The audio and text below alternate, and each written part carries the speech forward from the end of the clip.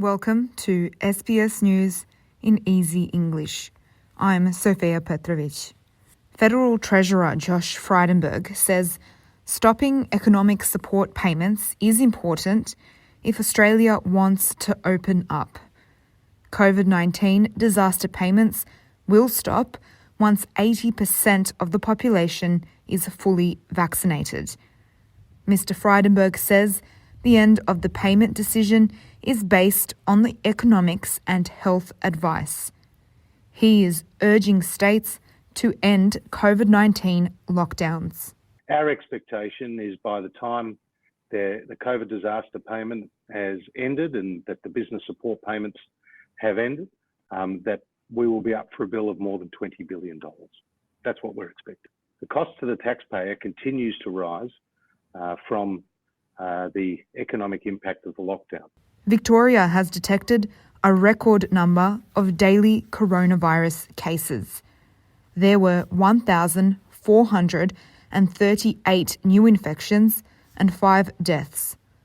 The federal and state government are extending financial help for businesses.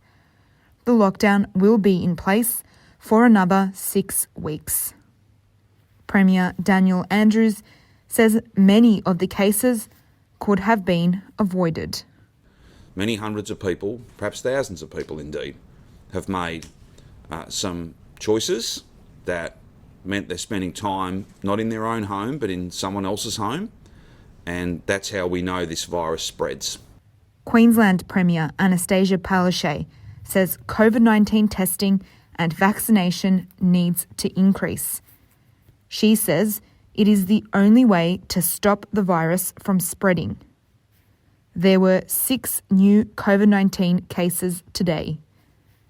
New restrictions have been announced and will apply for the next 2 weeks. These new restrictions commencing from 4 p.m. today for 2 weeks will apply to Brisbane, Gold Coast, Moreton Bay, Logan and Townsville and Palm Island, because we had that pilot that flew into Townsville. Crowds at the NRL Grand Final will also move to 75% stadium capacity. New South Wales has recorded 941 cases and 6 deaths. The state government has confirmed school students will return to on-site learning 1 week earlier. Premier Gladys Berejiklian says students will return on October 18th.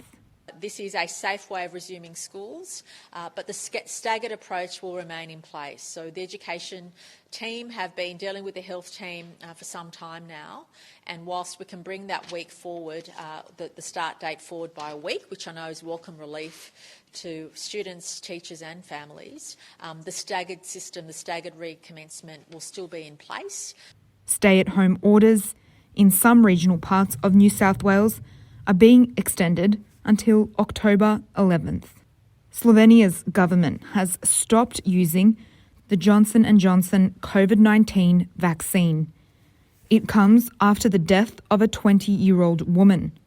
Health Minister Janez Poklukar says the woman died from a stroke 2 weeks after getting the shot. Experts are still investigating if there is a link. China's Foreign Minister Wang Yi has met with European Union representative Josep Borrell. Both China and the EU have agreed to work together on matters such as climate change and COVID-19. China says it hopes the more frequent discussions will help to reduce misjudgments. The EU says it supports having strong relations with China. You're listening to SBS News in Easy English. I'm Sofia Petrovic.